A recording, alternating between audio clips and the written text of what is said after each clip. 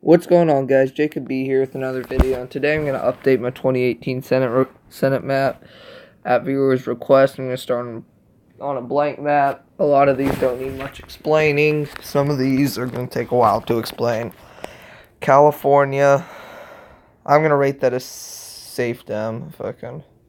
I'm on the lean likely. There we go, safe dem. Especially Feinstein's leading. She's under 50%, but the guy who's probably going to get second's also a Democrat, so I mean, you can't really. So it's going to go Republican, and if there is a Republican, it's going to be a neo-Nazi named Patrick Little. Cantwell, I'm going to keep that as safe right now, just because she's only up by 16, so I would move that to likely, but since it's Washington, I'm going to keep it as safe. Wyoming, definitely safe Republican. The only Democratic challenger in Wyoming moved over to the Republican side, so it's technically going Republican. Utah, Mitt Romney's polling 72-20 against Jenny Wilson, so got it at 44-25. Nebraska, Fisher's doing well. She's up 17. I'm going to give her that pretty safely. Martin Heinrich, we haven't seen any polls.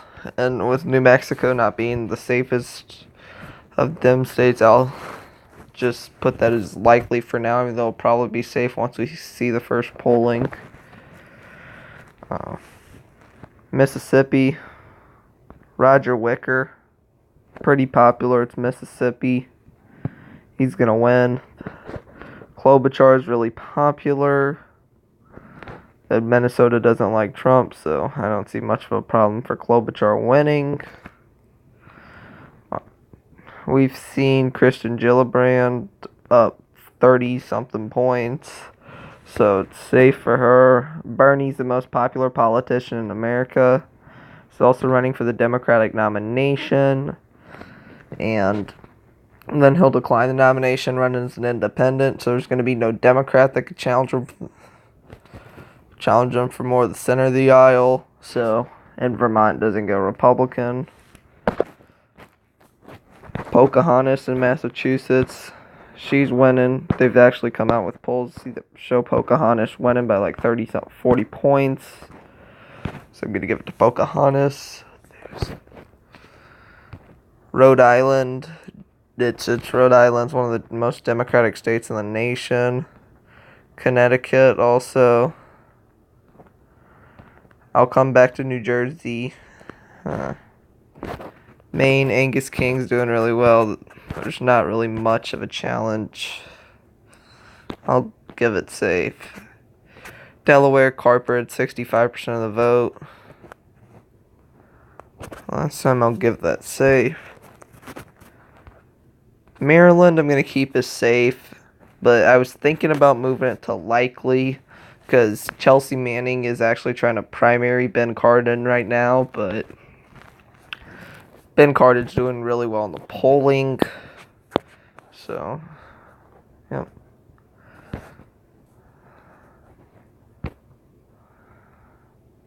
Actually, I'm going to move New Mexico back to safe. So next up are the likely states.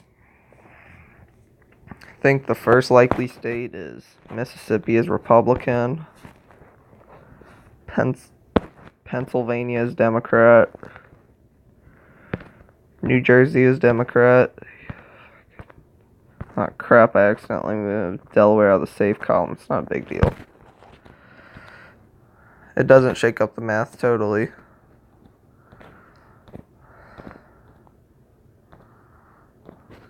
There we go.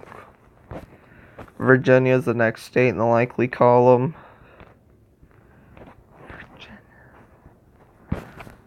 Thinking about moving Mississippi special because Klobuchar is really popular. Her coattails will allow Tina Smith to cruise pretty easily.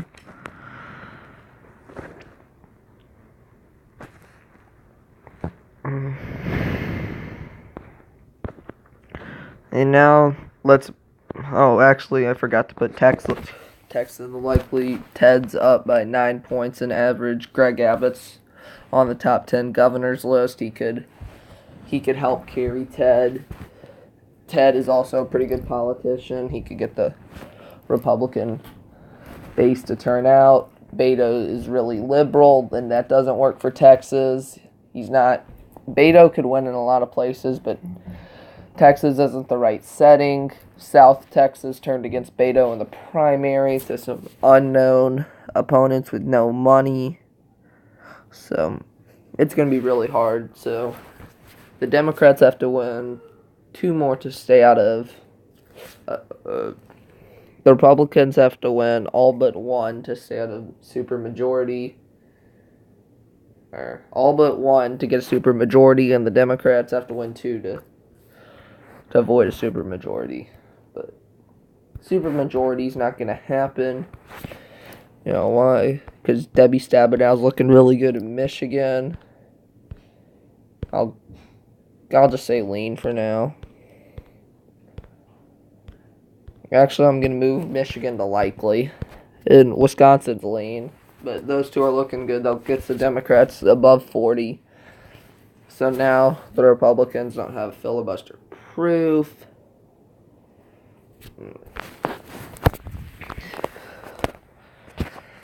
Next up is, I'm going to go to Ohio. I'm going to put that as lean Democrat. There's been one poll that showed it as Sherrod Brown's only up by 1 point, but that was Republican polling, so yeah. I'm not sure how much I trust that. Brown probably won by 4 or 5. Indiana, that's lean Republican. Mike Braun is leading in the most recent poll. He's doing pretty well, and he has a lot of money. I think he could beat Joe Donnelly, who the Democrats don't like the most because he's really moderate. West Virginia, though, I had it as lean Republican at one point. I'm moving it to lean Democrat because Don Blankenship decided to run as a third-party candidate. He's going to take some vote away from Patrick Morrisey. And Manchin was leading in the latest round of polls. Morrisey was leading before that, so I just give Manchin a lean edge here. Even though the Democrats may try to turn on him, and then Trump may give some money to Patrick Morrisey, which will help fend off Blankenship. Missouri, though, I also see that as lean Republican. That gets the Republicans over the top. It's because Hawley is leading by 7 in the polls. Also, if something magical happens, and Austin Peterson gets the nomination, he's leading by 16, his only poll. So Josh Hawley is probably going to win that race. It's going to be really close, though, but I see Missouri trending to the right, and Josh Hawley should win that. And McCaskill will be defeated in 6 years if she wins this somehow. Tennessee, this is one of the closest races in the country, honestly. But I'll come back to that. Next up, I'm going to do Montana, North Dakota. Montana, the Republicans are leading by 13. Trump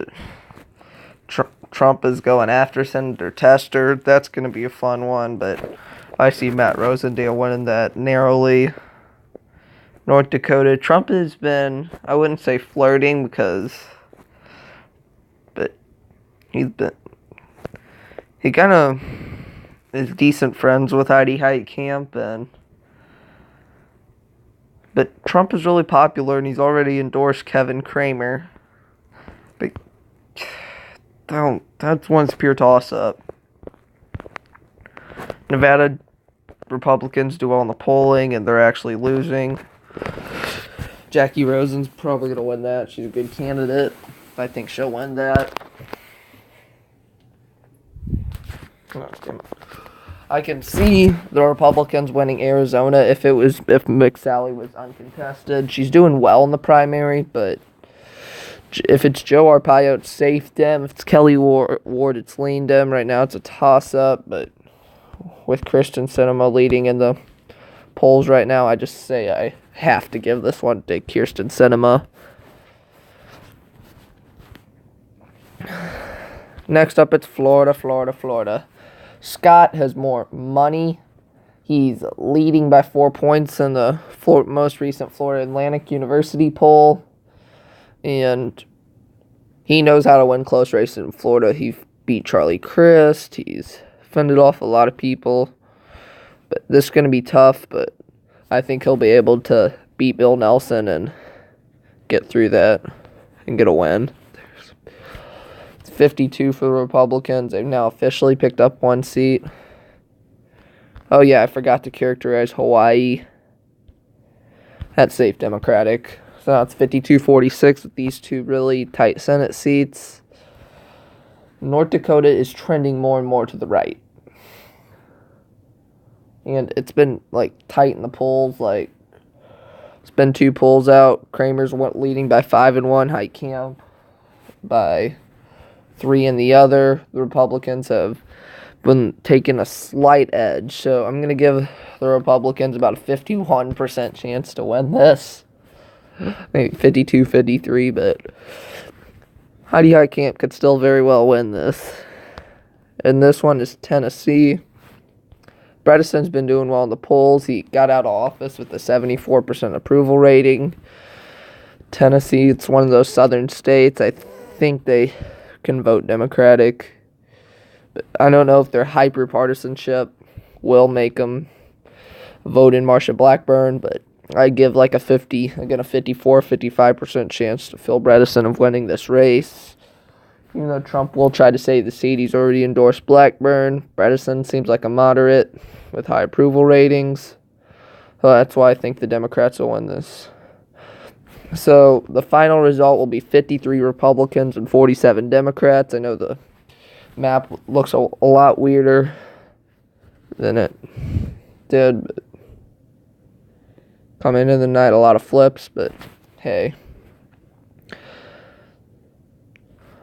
There's going to be a lot of change this election, and both parties will be voted out of office. The Democrats for trying to gridlock the whole system, and the Republicans for not getting as much as they can done. I mean, they did get a good tax bill in, but I think that'll carry them to over the top in Montana, North Dakota, Indiana, Missouri, but Nevada, Arizona with Trump's immigration policies.